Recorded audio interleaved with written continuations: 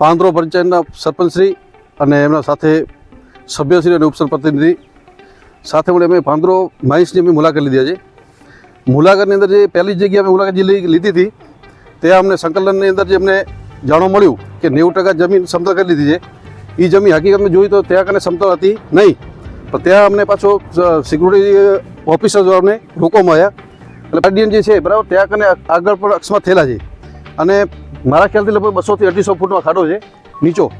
અને વારે ઘડી આ જગ્યાએ ઢોર અને પશુઓનો વારે ઘડી મરતા હોય છે. આજરોજ અમે સ્થળ મુલાકાત લેતા અહીંયા જીએમડીસીએ જે સંકલન સમિતિમાં કીધેલો કે અહીંયા છે 90% અમે સમતલ જગ્યા કરી નાખી છે, તો એ અમે સ્થળ તપાસ કરતા એ જોવા મળ્યો કે તદ્દન ખોટી વાતો કરે છે.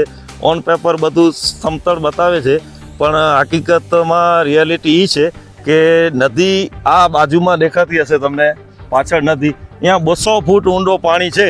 પણ એ પાણીમાં લગભગ મને યાદ છે એવા ભૂતકાળમાં અમે ઘણા એવા જોઈ ચૂક્યા છીએ કે અકસ્માતો થયા છે, જેમાં માણસોનો પણ નુકસાન થયો છે. ગાયો ભેંસો અને બીજા જનાવરો તો બિચારા દેખાતા નથી, એ તો ઘણા નુકસાન થયા જ છે. જીએમડીસી આના ઉપર કોઈ દિવસ ના તો અહીંયા કોઈ નદી ઉપર તારબંધી કરી છે, ના તો કોઈ સિક્યોરિટી ગાર્ડ રાખ્યા છે.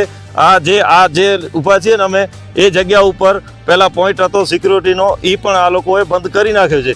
તો અત્યારે સ્થળ ઉપર અમે જતા તો અમને ચોખ્ખો એ જોવા મળ્યો કે આ લોકોએ ખોટી રિપોર્ટ ઉપર કરી અને એ બતાવે છે સમતલ થઈ ગઈ છે જમીન, પણ એ તદ્દન ખોટો છે.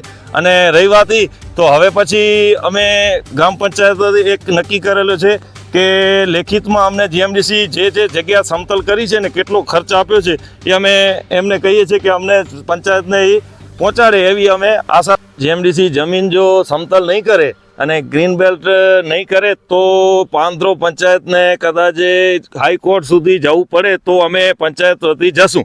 એ અમારી એક રિક્વેસ્ટ છે જીએમડીસીને અને ચીમકી પણ છે.